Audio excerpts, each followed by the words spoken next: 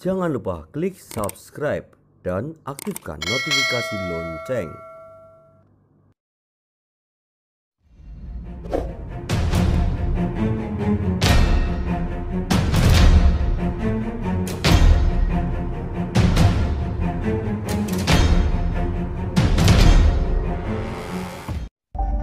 Acara ini dipersembahkan oleh Pekam Rukyah Jogja, terapi syar'i sesuai sunnah Nabi, pengobatan medis dan non-medis, Jalan Luwanu 44 Yogyakarta. Telepon 0823 1347 7172. Sahumu, sahabat Quran mulia, ngaji Quran asik. Telepon 0813 2846 4314.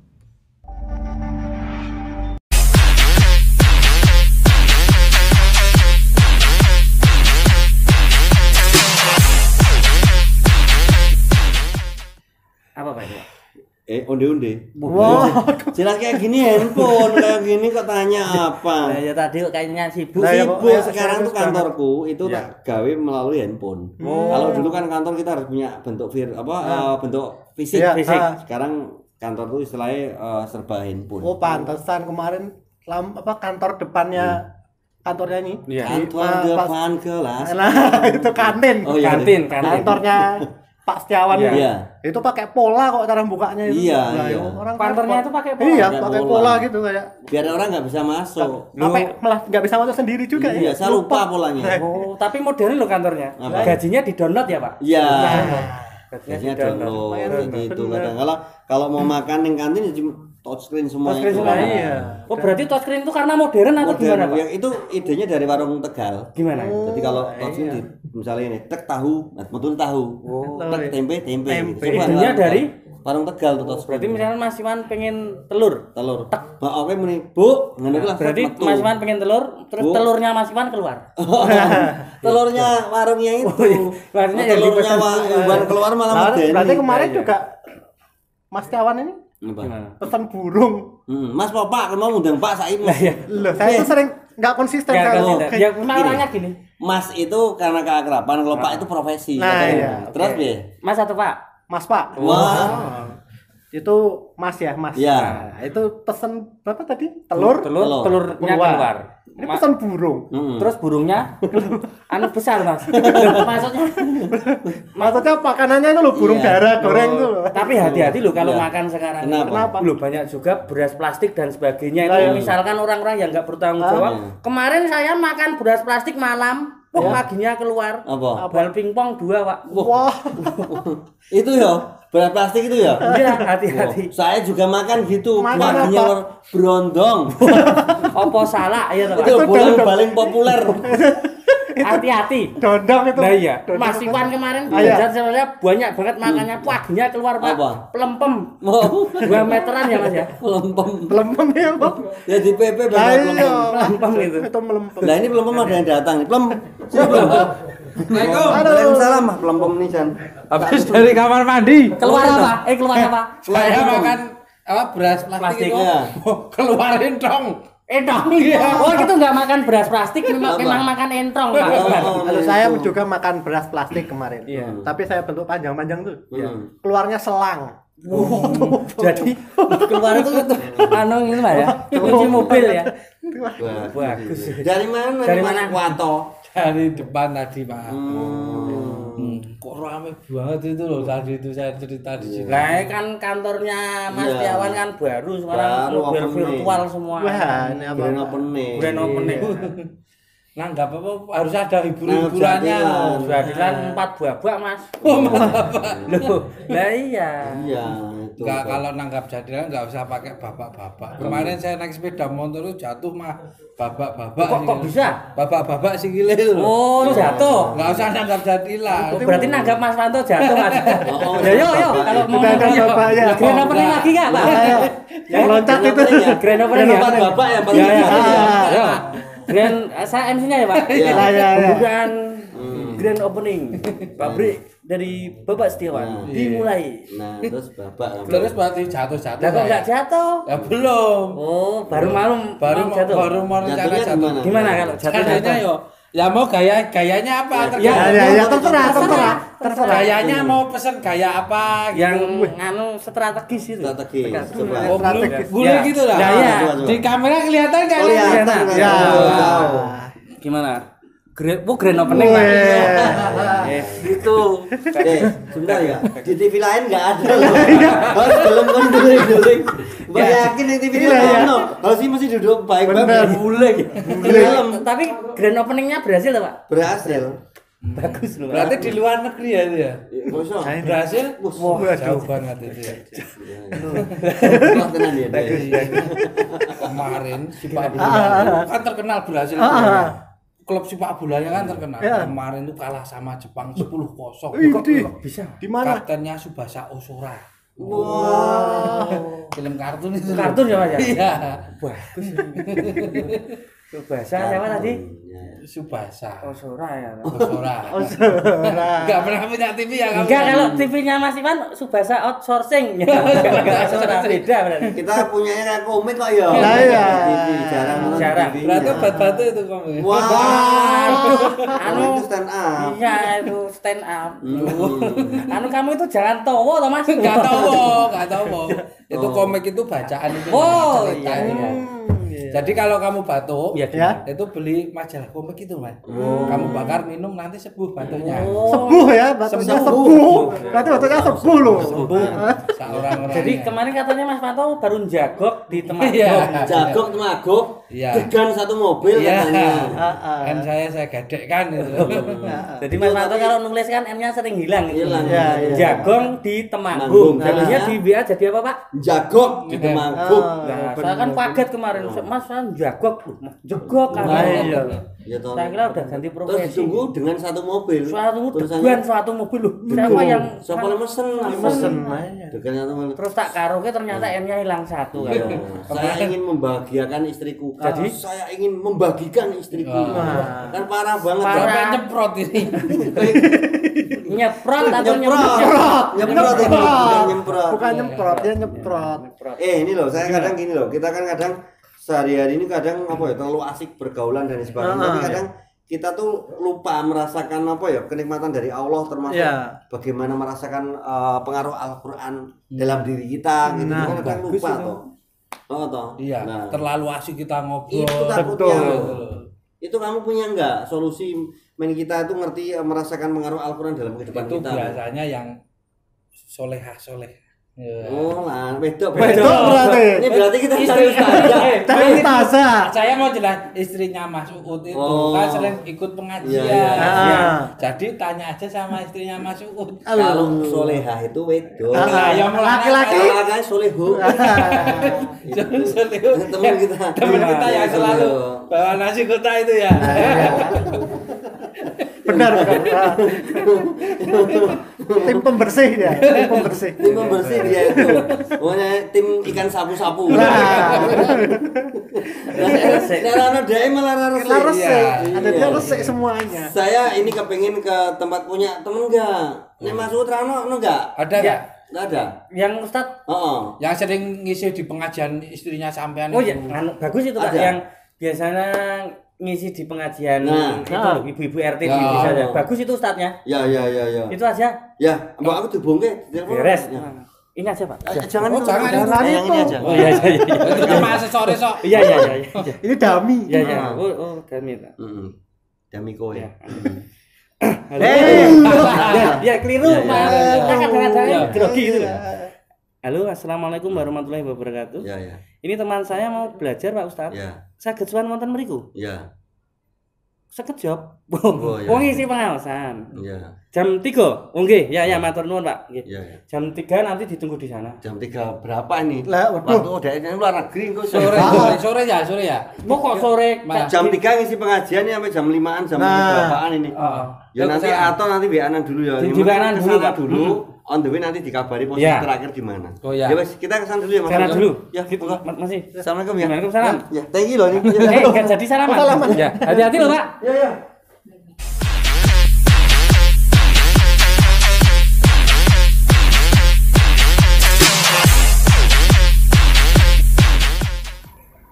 أعوذ أعوذ بالله من الشيطان الرجيم بسم الله الرحمن الرحيم وعباد الرحمن الذين يمشون على الأرض هونا وإذا خاطبهم الجاهلون قالوا سلاما والذين يبيتون لربهم سجدا وقياما والذين يقولون ربنا اصرف عنا عذاب جهنم إن عذابها كان غراما إنها ساءت مستقرا ومقاما والذين إذا أنفقوا لم يسرفوا ولم يقتروا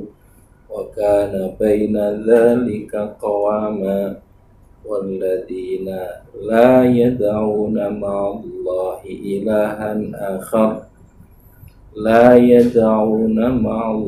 إلها آخر ولا يقتلون النفس التي حرم الله إلا بالحق ولا يزنون ومن يفعل ذلك يلقى عثاما يضاعف له العذاب يوم القيامة ويخلد فيه مهانا إلا من تاب وآمن وعمل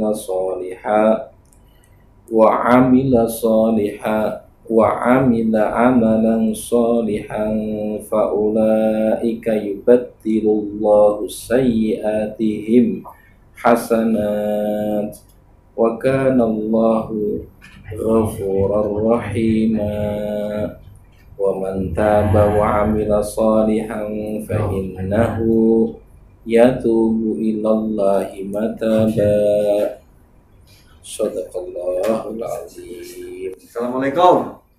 Waalaikumsalam warahmatullahi wabarakatuh. Ya, pas banget ini.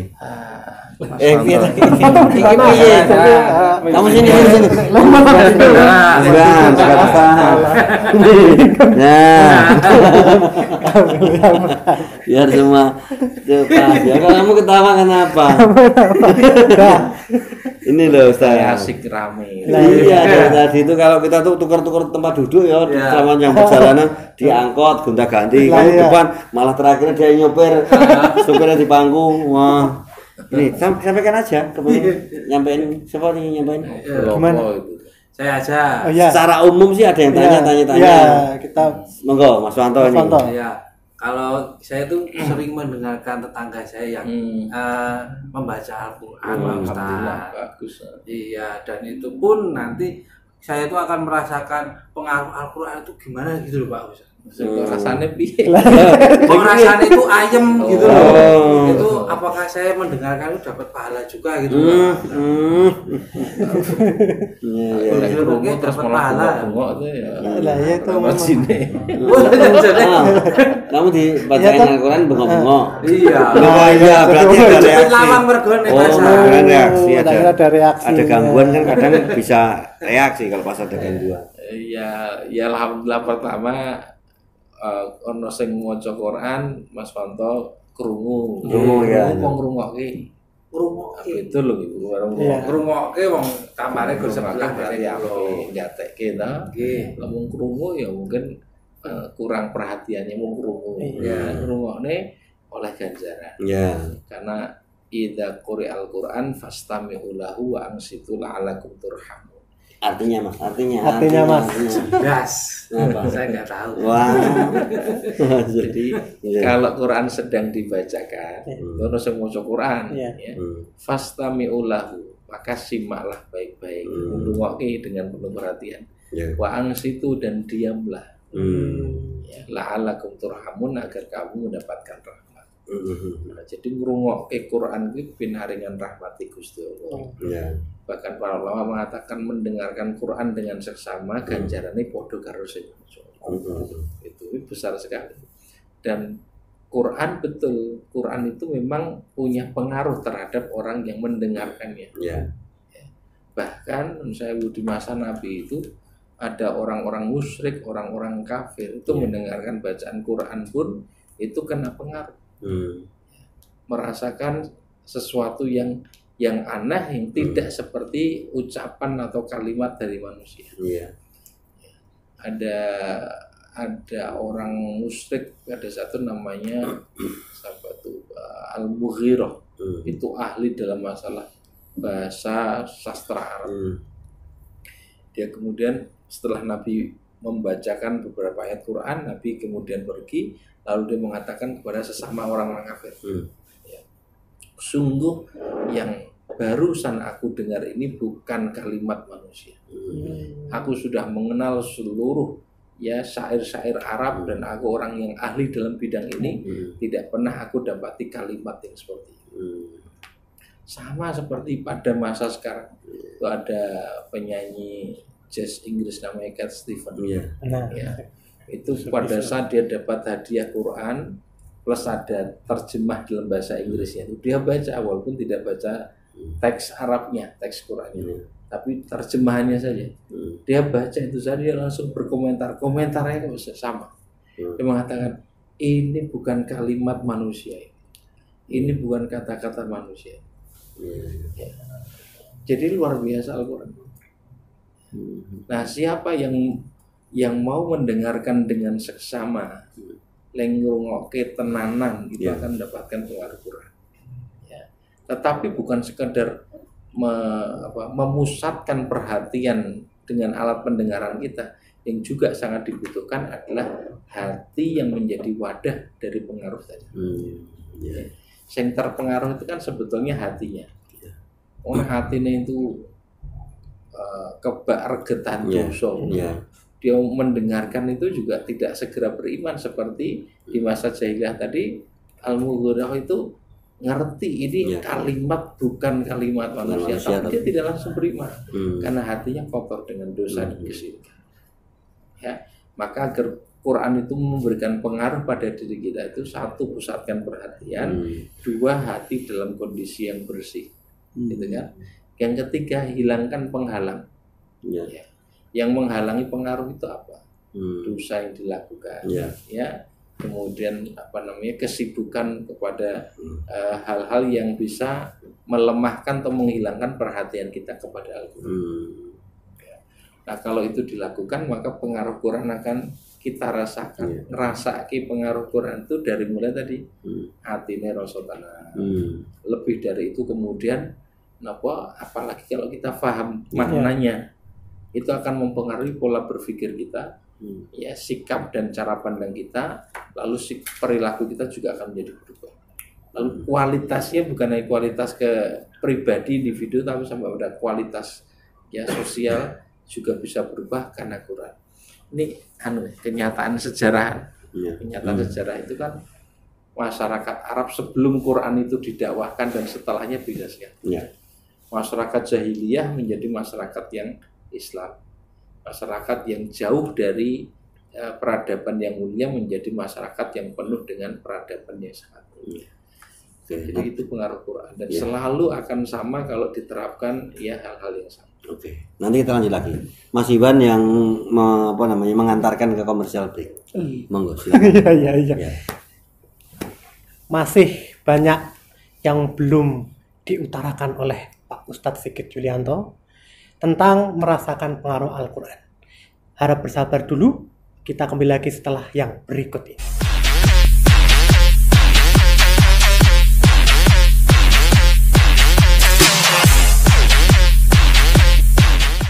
Pemirsa, mari kita lanjutkan perbincangan kita tentang merasakan pengaruh Al-Quran bersama Ustadz Sigit Yulianto. Monggo Pak Ustadz. Iya. Apa yang dilanjutkan? Nah, gini Pak Ustadz. Ini kan kalau misalnya kita sedang marah, kan di sejarah juga ada nih. Kita tentang Umar bin Khattab nih, marah, kemudian mendengarkan Al-Quran, itu langsung dia netes eluh, nangis gitu maksudnya. Nah itu memang seperti itu Pak Ustadz ya, kalau diresapi itu. Jadi itu berkaitan dengan kisah keislaman Umar kan ya. Pada saat Umar di jalan berniat hendak mencari Nabi Muhammad SAW, hendak memerangi, memusuhi, melakukan tindak kekerasan sebetulnya. Tapi di tengah jalan ketemu dengan sesama orang musyrik. Kenapa kamu jauh-jauh harus cari Muhammad? Mau pulang saja ke rumah. Lihat adikmu sendiri sudah ikut Muhammad. Umar gak percaya, kamu jangan asal mau benar. Lihat saja, adikmu sudah menjadi pengikutnya Muhammad. Adiknya bukan putrinya. Adiknya Umar namanya Fatimah. Maka Umar kemudian pulang ke rumah, dan begitu dibuka pintu itu kaget karena adiknya sedang belajar Quran ya, bersama suaminya dan diajari oleh sahabat Nabi. Ya, diajari ayat-ayat Quran. Umar saat itu hendak memegang apa yang sedang dipegang oleh adiknya, ya, yaitu lembaran ayat Quran, lembaran berisi tulisan ayat Quran. Kemudian dicegah oleh adiknya, jangan pegang, ya. Engkau orang yang tidak beriman, ya, orang yang kafir, yang secara keyakinan itu najis, bukan najis secara fisik, najis secara keyakinan. Maka kemudian kamu harus bersuci terlebih dahulu. Ya, walaupun nggak ngerti cara bersucinya bagaimana, tapi Umar saat itu melakukannya, dan Umar pegang lembaran yang berisi Al-Quran itu. Kebetulan dibaca itu Toha, surat Toha. Ya. Begitu membaca, kemudian Umar betul-betul takjub dengan kalimat-kalimat dari Quran itu. Ya. Lalu dia mengatakan, ini bukan kalimat manusia. Jadi, di mana Muhammad? Tunjukkan aku. Letak sekarang posisi Muhammad dengan yang lain. Pada awalnya adanya tidak mau beritahu karena khawatir melakukan sesuatu yang membahayakan Nabi. Umar kemudian menjamin, aku tidak hendak mencelakai ya Muhammad. Ya, tunjukkan, kemudian tunjukkan. Terus sampai ada kisah berikutnya. Tapi yang pasti di situ yang mungkin dimaksudkan Mas Iwan di situ, bahwa Umar mendapatkan pengaruh dari Al-Quran yang terbaca. Ya, jadi sifatnya itu bisa merubah. Ya, kenapa seperti itu? Padahal Umar sebelumnya itu kafir. Karena setiap manusia itu punya fitrah beriman. Setiap manusia itu punya potensi dasar bertauhid. Yang pada saat fitrah itu terbuka, nyambung dengan ya firman Allah dalam Quran itu, maka di sana akan muncul kesadaran, walaupun masih butuh dituntun kemudian. Ya. Pada episode berikutnya itu kan kemudian Umar ya mendapatkan bimbingan dari Rasulullah SAW sehingga menjadi pribadi mukmin yang demikian kok. Iya. Nah, seperti itu. Tuh, ada lagi pertanyaan Mas Wanto itu sudah siap. Iya, kan sudah siap buat pertanyaan itu ya. Nah, kalau ini Pak Ustaz, kan istri saya bisa baca Al-Quran. Saya kan nggak bisa, tapi cuma mendengarkan itu istilahnya itu kita merasa berdosa gitu, boleh nggak gitu loh? Ya, merasa berdosa itu loh. Berdosa boleh. Berdosa boleh. Istri bisa baca Al-Quran, saya nggak mendengarkan. Terus kita merasa berdosa itu, dosanya itu seberapa itu? Dosanya ya, maksudnya kita itu dosanya itu akan besar atau tidak itu loh. Siapanya? Saya gitu. Oh, karena nggak bisa. Karena saya nggak bisa baca Al-Quran, cuma bisa. Lah ada keinginan nggak? Belum ada. Nah itu, saya kan pengen apa hukumannya gitu loh Pak Ustaz. Berarti dia kan tahu hukumannya baru mau. Iya. Kalau nggak ada hukumannya nggak mau. Hukum sekarang pun artinya. Nah, jadi pertama istrinya Mas Wanto bisa baca Quran itu alhamdulillah disyukuri. Iya. Ya, disyukuri walaupun sebetulnya Mas Wanto sebagai suami yang punya kewajiban untuk mendidik istri dan anak-anak. Mendidik itu berarti kan harusnya ya punya kelebihan ilmu, kedekatan dengan Allah. Tapi ya wes alhamdulillah oleh jodoh yang bisa baca Quran, maka tidak perlu malu untuk belajar dari istri. Satu. Sementara mendengarkan, menyimak bacaan Quran ya oleh ganjaran. Tapi tentu idealnya tidak begitu. Terus belajar sehingga juga bisa membaca Al-Quran. Ya, sehingga nanti bareng dengan istri Mas Wanto sinau baca Quran, syukur dengan anaknya sekalian. Nah, ini akan menerangi rumah tangganya. Karena Rasul bersabda, "Nawwiru buyutakum bitilawatil Quran." Cahayai rumah-rumah kalian dengan bacaan Al-Qur'an.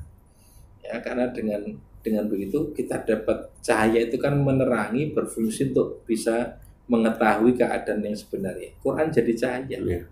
Artinya hak batil, benar salah, baik buruk menjadi sangat jelas di situ. Ya. Tentu tidak berhenti hanya sekedar melafalkan atau membunyikan kata dan kalimat dalam Quran, tapi diteruskan sampai memahami isi dan kandungannya, sehingga fungsi cahaya tadi kita dapatkan. Ya, saya kira itu. Pokoknya rasa minder untuk sinar, gitu kan, sehingga bisa baca Al-Quran. Ya, kancane akeh, ya, tapi tidak terus kemudian kancane akeh berarti serasa wae mboten. Kancane akeh itu artinya belajar bareng-bareng tidak perlu malu. Dan malah pahalamu double. Ya belajar baca Al-Qur'an. Allazi yaqra'ul Qur'an wa yata'u fihi lahu ajr. Orang yang baca Al-Qur'an masih terbata-bata, berat melafalkannya, wong isih sinau. Lahu ajron, dia dapat 2 pahala. Jadi pahalanya 2. Itu dengan pahalanya yang apa, hanya pas Ramadan apa per satu huruf apa? Setiap satu huruf 10 kebajikan. Satu hurufnya aja. Lam aqul alif lam mim harfun, aku tidak katakan alif lam mim itu satu huruf. Walakin tetapi alifun harfun, walamun harfun, wa mimun harfun. Alif satu huruf, lam satu huruf, mim satu huruf. Alif aja, alifnya alif lam mim itu semua alif lam mim alif lam mim. Artinya besar sekali pahalanya, sehingga satu huruf pun dinilai 10 kebajikan. Sebagai kesimpulan Ustadz, bagaimana tentang apa istilahnya tadi? Pengaruh Al-Qur'an. Merasakan pengaruh Al-Qur'an dalam diri kita, itu mungkin disimpulkan Ustadz, sampaikan ke pemirsa. Agar kita baca Al-Qur'an kemudian merasakan pengaruh Al-Qur'an itu sudah pasti simak dengan sungguh-sungguh, mendengarkan dengan sungguh-sungguh, atau konsentrasi perhatian kita ya yang sungguh-sungguh terhadap Al-Qur'an yang sedang dibaca atau sedang didengarkan. Itu satu. Yang kedua, wadah pemahaman, wadah yang kemudian merasakan pengaruh Quran itu adalah hati. Maka jaga betul kebersihan hati sehingga pengaruh Quran akan bisa kita rasakan. Yang ketiga, hal-hal yang bisa menghalangi sampainya pengaruh itu harus dihilangkan. Apa hal yang bisa menghalangi sampainya pengaruh itu? Perbuatan dosa, maksiat, kesia-siaan, dan sebagainya, itu bisa memutus sampainya atau menghalangi sampainya pengaruh kepada Al-Qur'an. Ya. Nah, karena itu harus dihilangkan sehingga Al-Qur'an betul-betul kita rasakan pengaruhnya. Ya, kalau terasa pengaruhnya, tindak lanjuti dengan memahami isi dan kandungan Quran itu, praktekkan di dalam kehidupan, lalu Quran akan fungsional untuk memperbaiki kualitas diri kita. Allahu a'lam. Itu tadi kesimpulan dari Ustaz Sigit. Ini sebagai penutup, Mas Fian sudah siap? Sudah. Sekarang Mas Ranto yang untuk. Ya. Semoga pemirsa, obrolan kita yang sangat menarik, semoga ilmunya bisa bermanfaat bagi kita semua, dan waktu yang memisahkan kita akhirnya kita undur diri, dan assalamualaikum warahmatullahi wabarakatuh. Waalaikumsalam warahmatullahi wabarakatuh.